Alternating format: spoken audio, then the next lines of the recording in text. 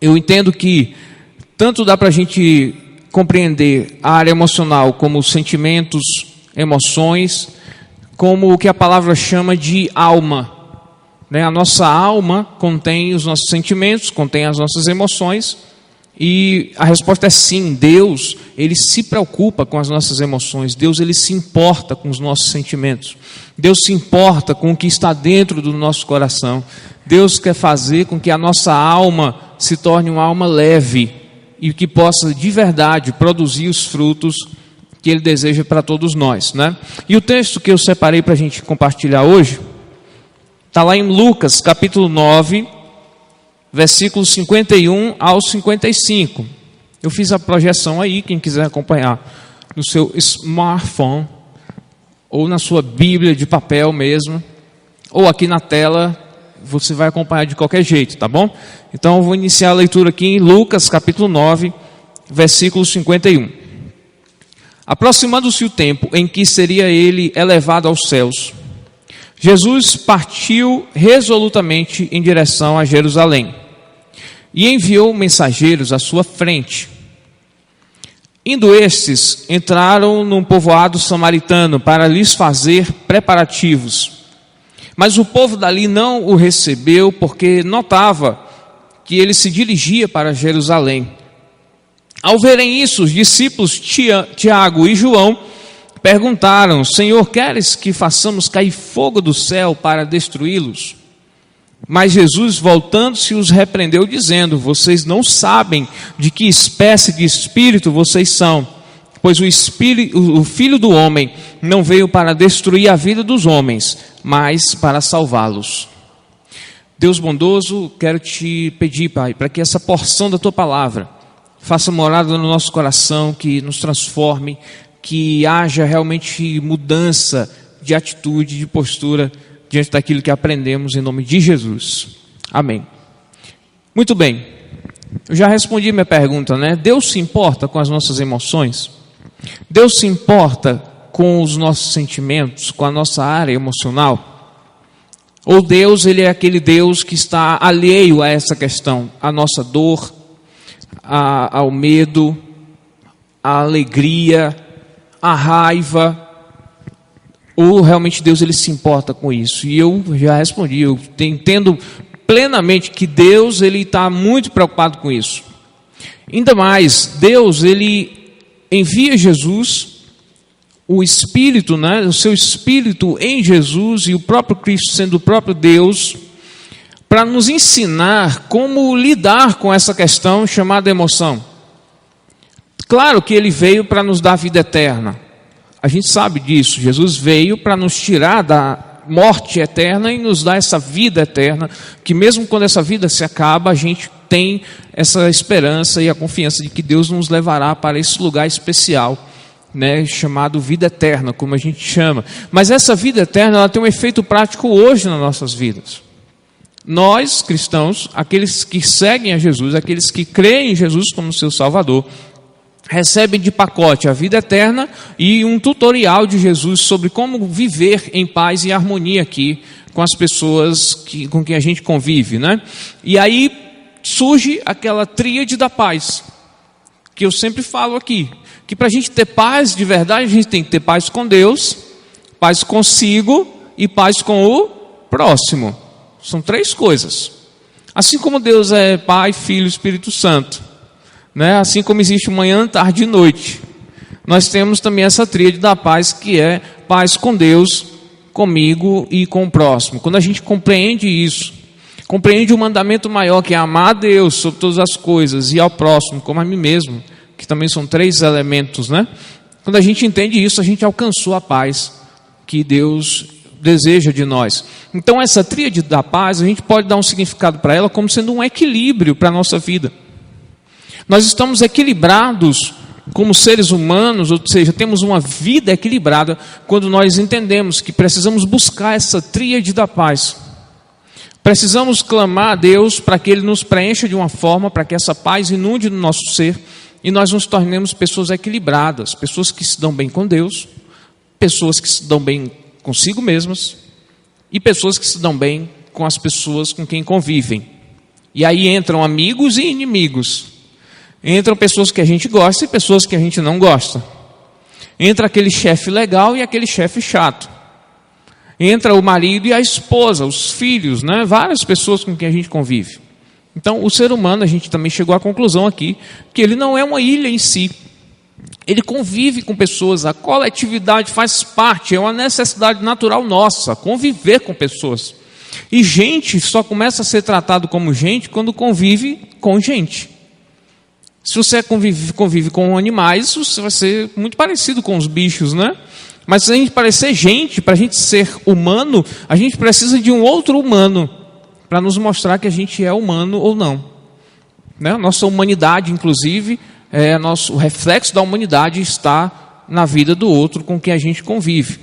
Jesus veio nos mostrar tudo isso. Então a paz que Cristo nos prometeu, que não nos daria como o mundo dá, mas Ele daria de uma forma especial, é justamente esse equilíbrio.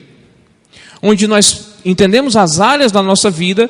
Entendendo isso, a gente tenta preencher cada área com o equilíbrio necessário que o Espírito Santo pode nos dar. São 3 áreas também que a gente tem na nossa vida. Tudo é 3, né? É manhã, tarde e noite, é Deus Pai, Filho e Espírito Santo, é paz com Deus, comigo, com o próximo, e eu tenho um corpo, alma e espírito. Embora a gente chegue à conclusão de que essa parte espírito não seja exatamente uma entidade espiritual que cada um de nós tem, nós não temos. Nós temos alma, individualmente. Nós não temos um espírito, tá? Não tem o espírito Daniel, não tem o espírito Carlos. Nós temos a alma, nós como complemento, né? Como completude do ser humano. Mas existe uma área espiritual na nossa vida, que eu prefiro chamar de espiritualidade, que ou ela está preenchida ou ela está vazia, né? E nós, quando nascemos, a gente já nasce com essa carência espiritual. E a gente precisa preencher essa área também. Só para vocês terem uma ideia, fisicamente falando, né, para manter esse corpinho lindo, maravilhoso meu, né, eu tive que chegar à conclusão de que eu precisava trabalhar algumas áreas da minha vida, fisicamente, fisiologicamente falando. Tive que mudar minha dieta. Eu gostava de comer tudo delicioso, maravilhoso e em grandes quantidades, né? Porque comer é bom, fale sério. Comer é muito legal. Só que existe um limite. As pessoas dizem, olha, cara, tá chegando nos 40 anos já, né?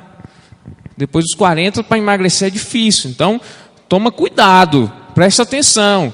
Então, além de eu cuidar da minha alimentação, eu também tenho que ter uma outra área na minha parte física que se chama atividade física, que parece um palavrão para mim. A pessoa diz, você tem que fazer uma atividade física. Eu disse, me respeite, rapaz. Você me respeite, que essa palavra aí não é para mim, né? Eu tento evitar isso. Mas eu sei que a verdade é ali mesmo. As pessoas precisam também desenvolver uma atividade física. Imagina uma criança que não desenvolve seu físico, né? Fica uma criança bem atrofiada. Ela pode até desenvolver alguma coisa, mas ela não está bem, fisicamente falando. Tem uma série de outras coisas. Uma outra questão cerebral também. Nosso desenvolvimento cerebral, o nosso intelecto, né? As habilidades que a gente tem, como jogar xadrez, como jogar um outro tipo de esporte, ou ler rapidamente um texto. Tudo isso são habilidades que a gente vai desenvolvendo. Tudo isso são exercícios, né, que a gente faz com o nosso físico, mente. Aí entra a área fisiológica mesmo. Para a gente desenvolver essa outra área na nossa vida, que chama corpo. Ok? A nossa sexualidade também está aí no corpo.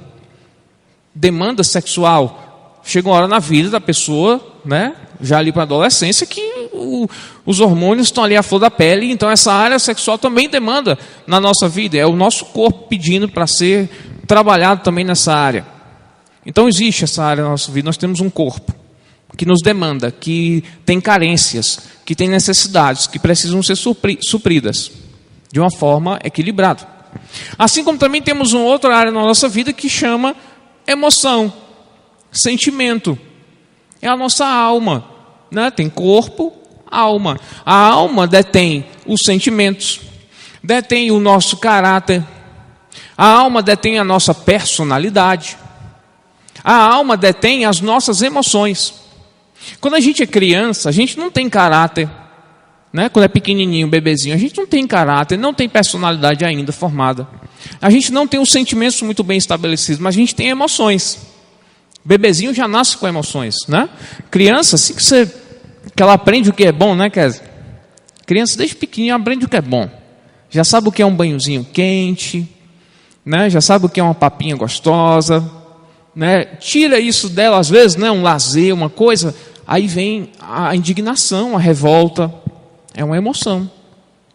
Vem o prazer, né? Por ser o afeto que vem do pai, o carinho da mãe, ela se sente bem, ela está ali saciada, está feliz, né? São emoções que vão sendo colocadas dentro da vida dela.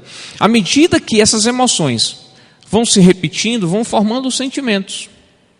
E à medida que esses sentimentos vão sendo repetidos, vão se formando a nossa personalidade e o nosso caráter. E esse complexo de experiências que a gente vive durante a nossa vida é o que a gente chama de alma, é o que a gente chama de integridade dos sentimentos e a emocionalidade humana. É a nossa alma, né? E a Bíblia fala sobre isso. Curioso é isso, né? Que a Bíblia fala sobre isso. Jesus mesmo citou aqui o exemplo dos samaritanos. Para vocês terem uma ideia, eu não posso entrar muito na questão da rivalidade entre samaritanos e judeus, mas samaritano e judeu não se dava bem, tá bom?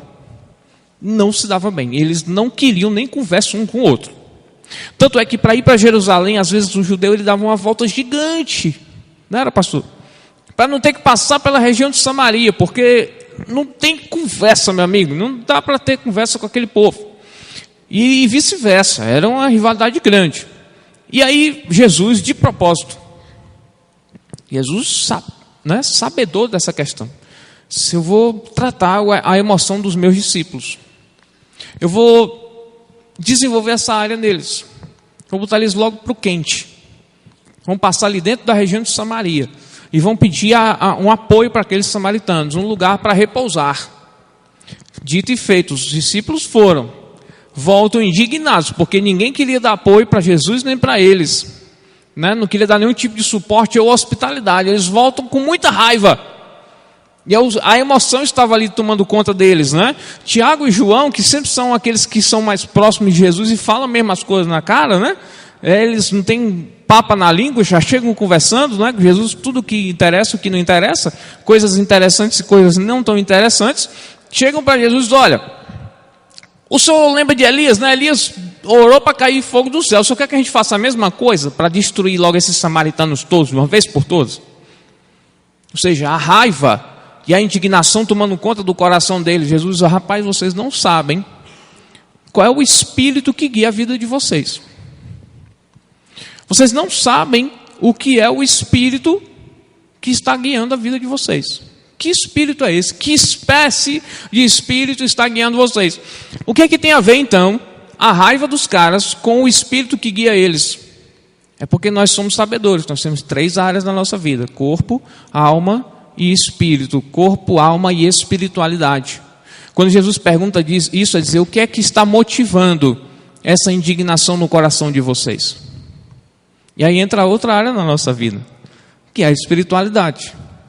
A espiritualidade nada mais é do que o motivador.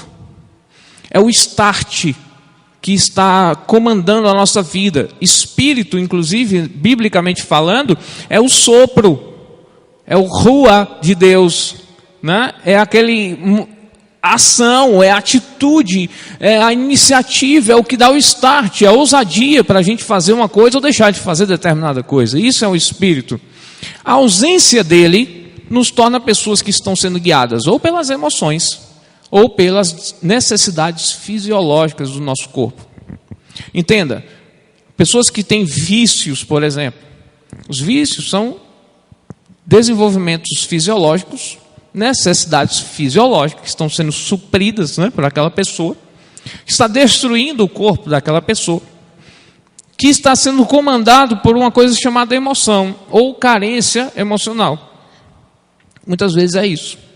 E a ausência da espiritualidade significa dizer, não tem ninguém, nem algo para equilibrar essa vida, para dizer, olha, isso não está legal para você, isso não está bom para você. Eu, espírito, sei que isso não é bom. E eu quero, além disso, eu não quero apenas tratar a sua vida. Eu quero transformar você ao ponto que você se torne frutífero para atingir outras pessoas que podem estar ou não na mesma situação que você. É aí onde entra a espiritualidade. Então chegamos à conclusão de que nós temos 3 áreas na nossa vida. Corpo, alma e espiritualidade. Elas precisam estar equilibradas. Não dá para ter uma emoção saudável sem uma espiritualidade saudável. Inclusive não dá para ter um físico, uma fisiologia saudável sem uma espiritualidade e uma emocionalidade saudável. Todas essas coisas têm que estar juntas, de mãos dadas, equilibradas. Preenche uma mais do que a outra e vai acontecer alguma coisa ruim.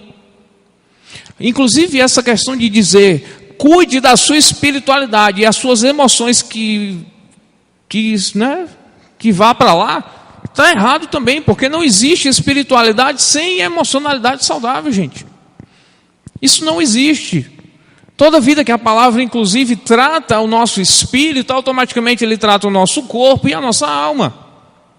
A palavra, inclusive, é dita como algo que é um consolo para a nossa alma, um consolo para o nosso coração, é um revigorar, de emoções e de sentimentos que estão sendo tratados, para que a gente desempenhe um bom comportamento onde a gente está andando. Hoje estava tendo o jogo da seleção brasileira, e vocês viram um rapazinho Neymar fazendo um gol, Não sei quem viu esse gol do Neymar. Meu irmão, o cara joga bola demais, velho. Sério mesmo. O pastor Carlos pode confirmar aí que ele é um grande esportista da área futebolística. Eu, como eu não vi nem a bola, então eu não posso nem comentar. Eu sei que foi no segundo tempo. Eu vi que ele fez um drible lá, não vi nem a bola. Eu só vi quando ela caiu na rede lá e vi o replay. Mas em câmera lenta. Mas o jogo, a jogada mesmo eu não vi. Porque foi tão louco. O cara super rápido, driblou. Acho que o zagueiro não viu, o goleiro não viu, ninguém viu. Nem que estava assistindo na televisão viu esse gol. Só na câmera lenta mesmo, porque Neymar é muito bom, o cara joga muita bola. Só que Neymar não estaria naquela seleção apenas por ser produtivo. Ele não estaria lá só por ser habilidoso. Ele não está lá por isso. Sabia disso?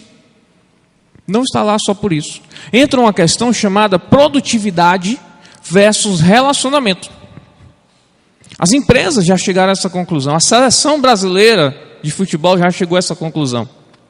Não adianta eu levar lá para a Copa um cara que seja super habilidoso, se ele não souber se relacionar com as pessoas com quem ele convive. Se ele não souber trabalhar em equipe, ele pode ser o Neymar, ele pode ser o Messi, o Cristiano Ronaldo, ele pode ser o Daniel Barcelos no futebol. Certo? Eu tirei meu nome da lista, porque eu não tinha colocado ainda, porque vocês sabem que eu estou acima, desses meros mortais. Aí mas eu me coloco também, pode ser eu, jogando essa bola super habilidosamente. Mas se eu não souber me relacionar com os meus colegas de equipe, se eu quiser pegar essa bola, sair driblando todo mundo e fazer o gol, pode ser que eu faça Pode ser que eu faça um bocado de coisa, mas os meus colegas vão me odiar por isso o tempo todo. Cara, esse bicho não larga a bola, ele não toca a bola, ele não quer compartilhar com os colegas o jogo, ele não tabela, ele não se relaciona. Chega isso para o técnico diz, é mesmo? Meu amigo, hoje mesmo ele está fora do time, porque não tem como.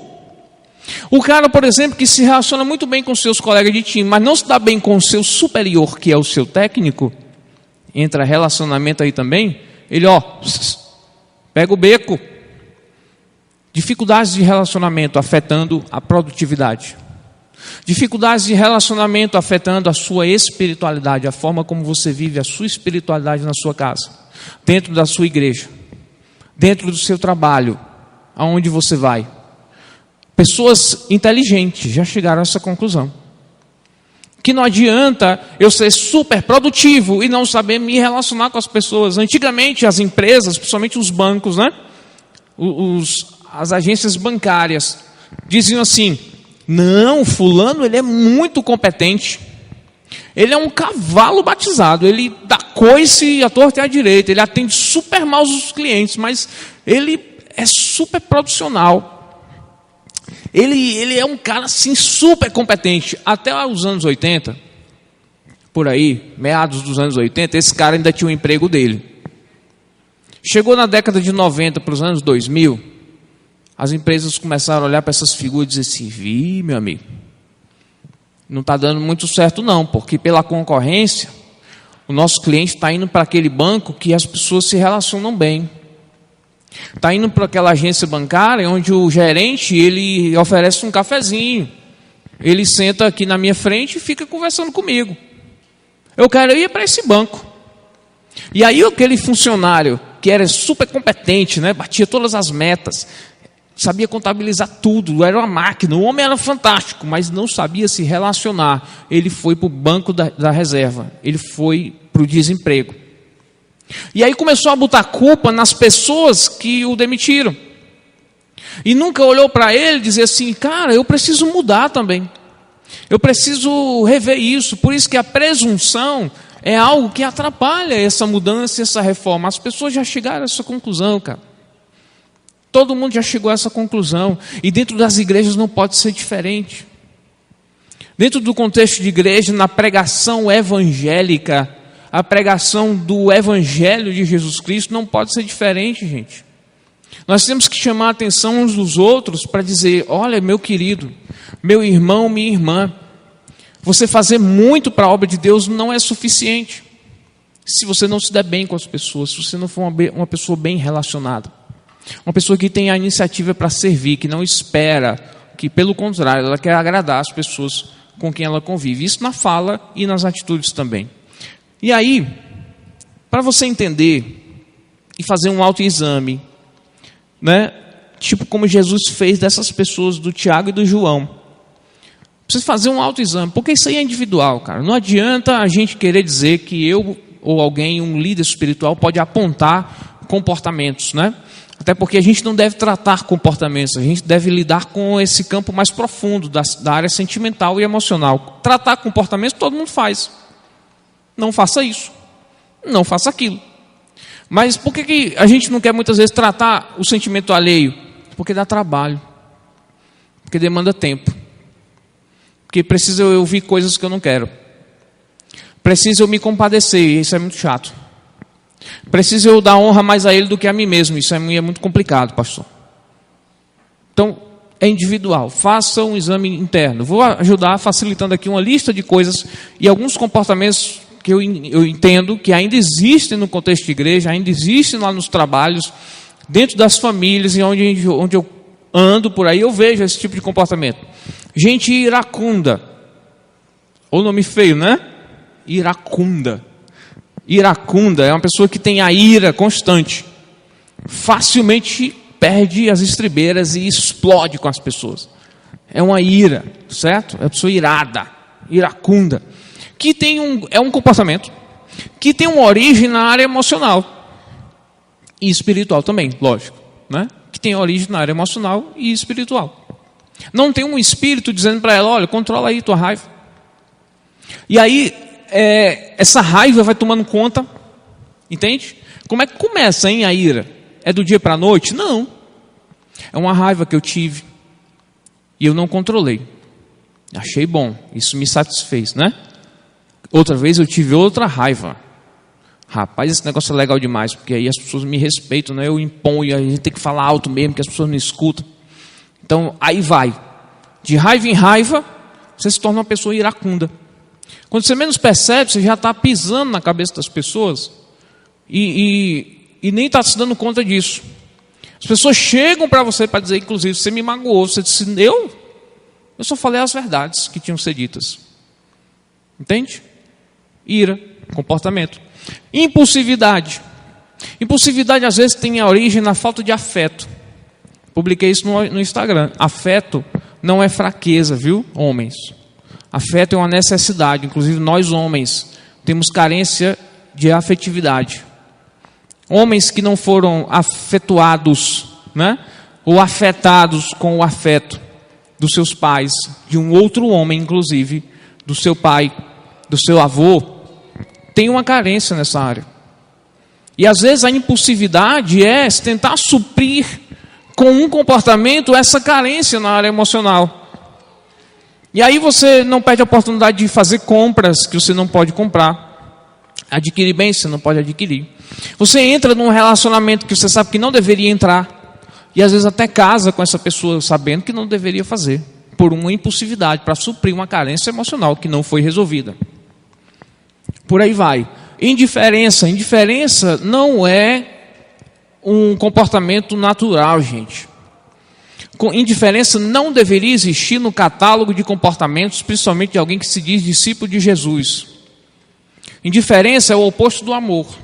Enquanto o amor é preocupar-se, né, querer bem, a indiferença, eu não estou nem para você. Sua vida que se acabe e eu não estou nem aí para isso. Isso é indiferença. É um comportamento que muitas vezes tem origem ou numa depressão, ou numa ansiedade, ou numa raiva, ou, sei lá, no egoísmo, né? No autocentrismo, por aí vai. Está vendo como os comportamentos têm a ver, sua forma de se comportar, a sua área emocional e a sua espiritualidade, elas estão ligadas uma com a outra? Os vícios, já falei sobre isso. Muitas vezes o cara se liberta de um vício e volta e tem uma recaída nesse vício com uma simples raiva na discussão que teve. Fica chateado com a pessoa e vai afogar as mágoas nas drogas, no álcool. Que é isso, cara? Desequilíbrio emocional. Precisa tratar o vício? Não é tratar o vício, é tratar aquilo que está dando o start, originando para que a pessoa tenha esse desejo saciado. Uma questão emocional, que poderia ter sido resolvida, poderia ser tratada, né? Ela evitaria estar voltando para esse hábito, simplesmente porque não sabe lidar com a raiva, não sabe lidar com os seus sentimentos, entende?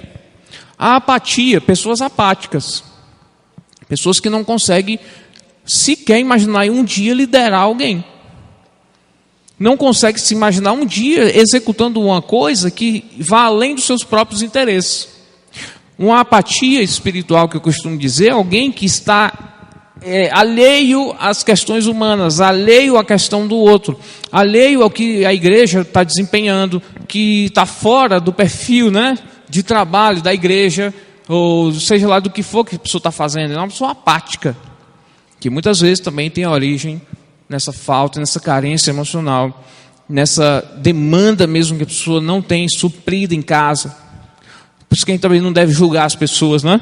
A gente nunca sabe. Não devemos julgar os nossos irmãos. Então, por isso que essa palavra é muito direta para cada um, é individual. Cada um vai estar fazendo a sua autoanálise, imaginando na sua cabeça. E aí, o que é que eu tenho que fazer, pastor? Daniel, me ajude. Vamos fazer o que Jesus está falando aqui. Olha, se ele disse, vocês não sabem que espírito está guiando vocês? E ele disse, eu vim para salvar a vida dos homens e não para destruí-las. O que está faltando para você é olhar para a vida das pessoas como você vê a sua. E muitas vezes quando você quer destruir a vida de alguém é porque a sua vida já está destruída. Você precisa voltar ao primeiro amor e um amor por si próprio. Amar a você mesmo. Para você se libertar de um vício, você precisa se amar. Para você se libertar da ira, você precisa se amar. Para você se libertar de uma série de comportamentos que destroem a mutualidade e o bom relacionamento com as pessoas, com Deus e consigo mesmo, você precisa se amar, meu irmão. Você precisa ter um amor próprio. É desempenhar isso, é buscar esse amor próprio. Onde é que está isso na Bíblia? Provérbios, capítulo 4, versículo 23.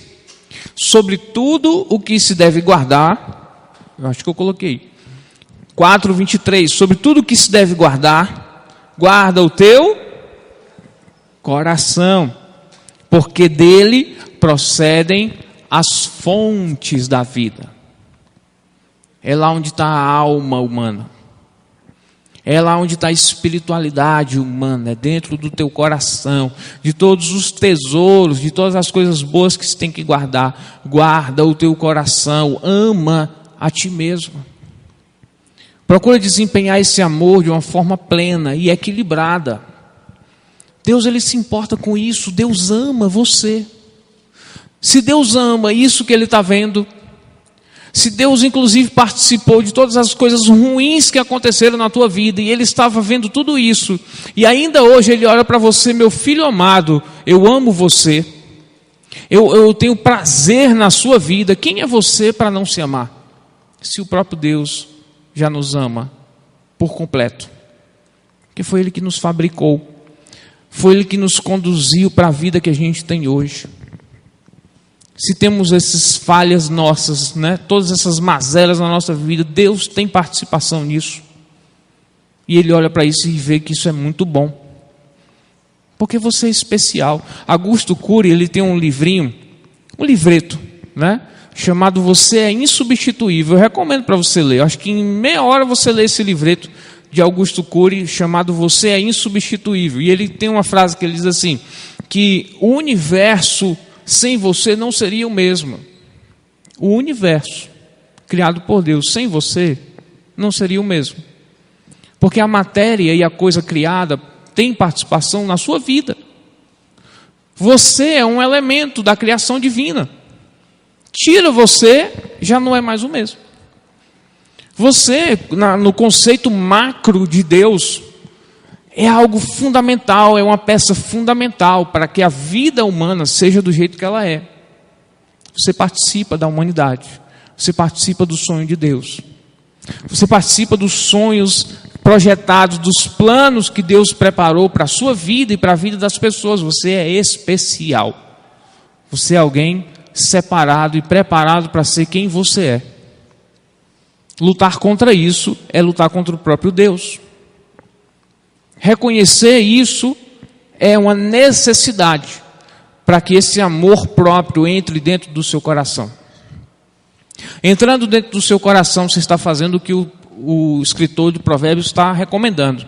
Busca e trata e guarda o teu coração, os teus sentimentos, a tua alma, porque dali vão proceder todas as fontes da tua vida.